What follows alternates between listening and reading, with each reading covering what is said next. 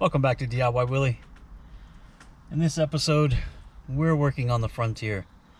This is a 2008 Nissan Frontier Crew Cab 4x4, if you haven't seen any of the other videos. And what I need to fix today, well, I should say, with the so many cars in the fleet, there's always something to do. And there's always one of them needs some kind of repair or maintenance. And today, the Frontier, the trip button, I guess you would call it, is broken. It's laying inside the instrument cluster, and it slides from side to side as you drive the vehicle, and it's really annoying. So I don't think you can see it, but let's take a look. All right, so what we've got, here's where the trip button would normally be sticking out, and where it is over here laying inside. I don't think you can see that, but we're gonna take all the dash apart and see if we can't get in there and get it. So follow along as we figure out how to fix this. I'm not sure what I'm gonna do. I'm pretty sure everything comes apart, but yeah, let's check it out.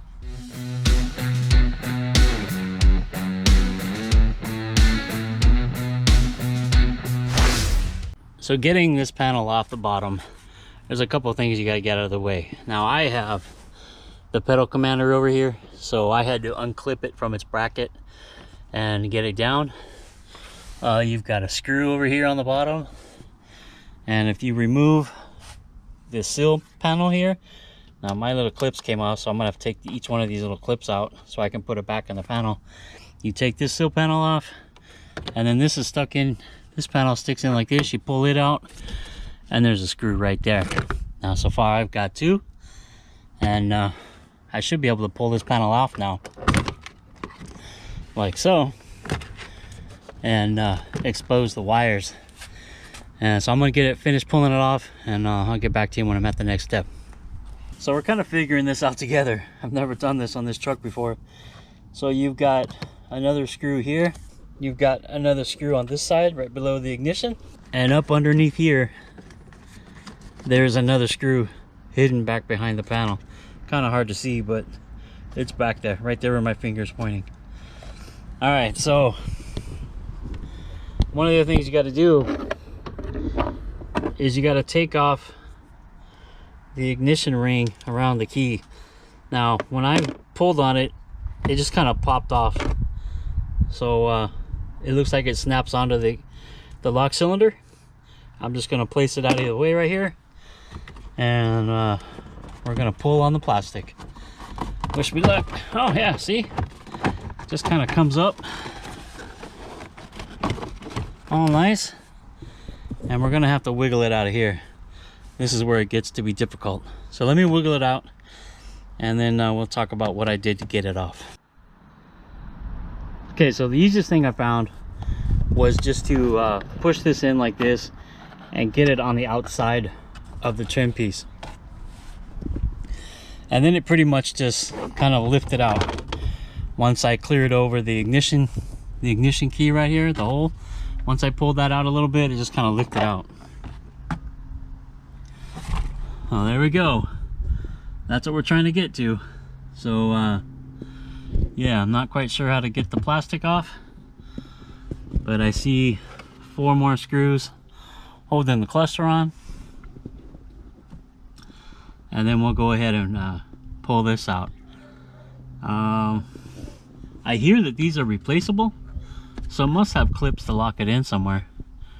But once I get it out, we'll look at it. And there you can see the little tripometer button right there on the bottom. Hope you can see that. It's there. So I'm gonna get it off. If I can get the sand and dust out of there, and I'll wash this one, make it look better, and see if we can get it back together. Since I'm gonna go ahead and unplug the instrument cluster, or the gauge cluster, I went ahead and disconnected the negative side of the battery. Just lay it down here on the side. If you have the stud that comes up or something, you can lay it over there. Just make sure it doesn't touch the battery. This is to prevent anything from happening to the electronics, the airbags, whatever it may be. We don't want to take that chance of something happening. So just disconnect the negative side of the battery and we'll be good. Okay, So I've got the instrument cluster out of the truck, and you can kind of see that piece rolling around inside. So that's what we're going to try to get at. Now it looks like this thing unclips all around the edges. You can see 6 spots. It's got some alignment pins. So what I'm going to try to do is unclip it and take it off without breaking anything. Then we'll get this clear plastic piece off and get it cleaned up and see how we can reattach the trip button. Wow, I don't want to break it.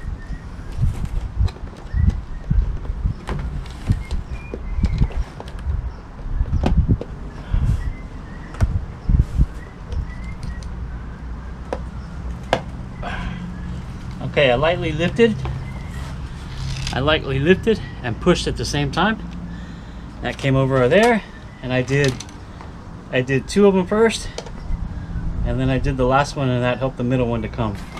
So let's try to get this side again, like that.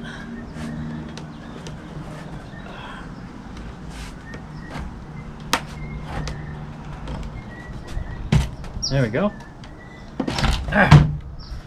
Perfect. Now where's that thing at? There it is. Oh wow, it completely broke off. Look at that. I don't know how we could fix that.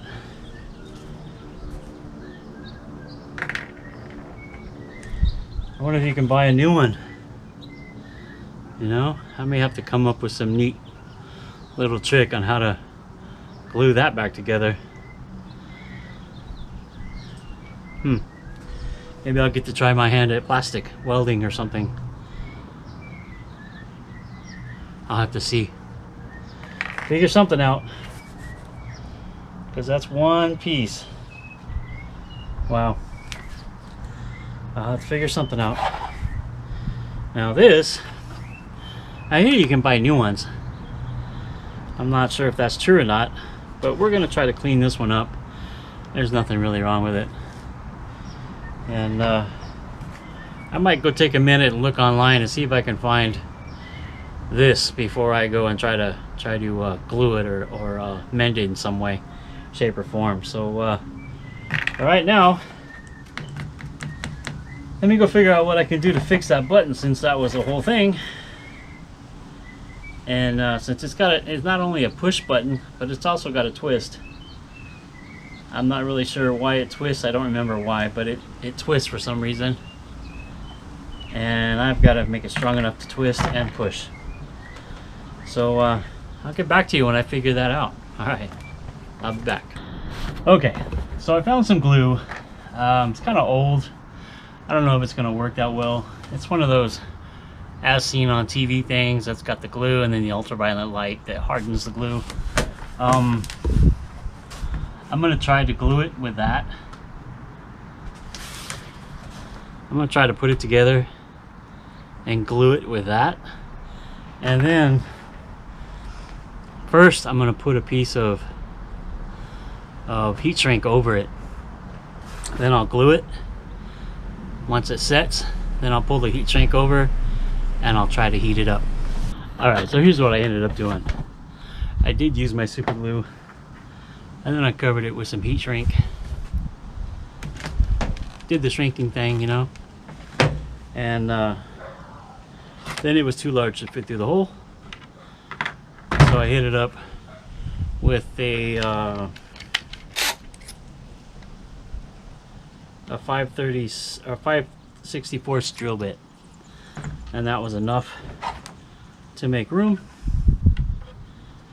to go through, and it should work perfectly, just like that. Should work perfectly. That's a nice little fix, I think, a little DIY fix. And I still might order a new one. They're not that expensive from the dealer. I guess it's a common part that breaks. And but for now, this is my fix, and it works. It's pretty strong. It will have no problem using the dimmer with that, or pushing it to reset the odometer. So it should work perfectly. I'm gonna go ahead and clean this up now and then reassemble it. So I've got it all cleaned up. I've got the button in there. Seems to work. It twists to adjust the dimmer. So I gave it some Sharpie coloring on the heat shrink, on the blue, to cover up the blue heat shrink. It's not working perfectly. The heat shrink is it's rubbing off the heat shrink. I mean, for the most part though, it works. And yeah, let's get it back installed in the truck. So putting it back together, we're just gonna go in the reverse order, where we put the cluster in first. Of course, we're gonna plug it in on the top, and then it's got 4 bolts, and then we'll put the plastic piece and put those 4 bolts in, or 3 bolts, whatever it was, and then the lower piece, and we can plug the wires back in, and we'll call it a day. We'll get this job done. So yeah, I'm not going to put it on time lapse or anything. I'm just going to get it done. So it takes a minute to work this piece in. Really got to make sure you get the main dash piece on the back side of this pillar trim piece. I found it best to work it from this angle without snapping the bottom one in. You know, you can unclip it, and then this one will really move around a lot. See that? And you get it underneath it and then click it in. Well, see, there I did it wrong, and it's got a gap here. So well, let's undo it and try it again. I probably need 2 hands for this, but yeah, I'm gonna need 2 hands to get it. I had it right when I was showing you, but now it's got a gap here. So let me use my 2 hands, and I'll get it back, and I'll come back to you. All right, so there it is. It took my 2 hands to work it in, and now I got the 1 bolt that goes behind it, right there, that goes behind it. Then I put this piece back on and do the rest of the bolts for the bottom piece. So we're almost there. Let's get her done. All right, so there we go. We're all back together. All the trim pieces are in. Everything's in, looking good. Rings back on. All the hardware. We got no parts left over. That's always a good sign, right? Now, see if we can get a good angle on this. Here's the button. We can push it and we can turn it. The shrink tubing worked perfectly to help hold it all together with a little bit of glue. And I say it's fixed. A good DIY Willy fix. Now, as I did drill the hole a little bit bigger for the heat shrink, because the thickness of the heat shrink is a little bit bigger than the actual push button, but it worked. We just drilled the hole a little bit, got the clearance, and I used a little Sharpie to paint the blue shrink tube black, so it's not blue anymore. But yeah, looks good. It's functional. Quick, easy DIY fix. That's another project completed. The Frontier is 100% again. I reset the clock. The timing's good. All the switches work again. It's good. So you can buy that part. That little push button part can be bought. It's not much online. I'll try to put the part number in the description. I looked it up already, and I think I might buy 1 or 2 of them, just have them on hand in case the shrink tube just gives up or gets weak or breaks again, whatever it is. I have another piece that I can put in there. They're not expensive, and I guess they're readily available. It's a common thing that when you detail the truck or clean the truck inside, the rags, they break that.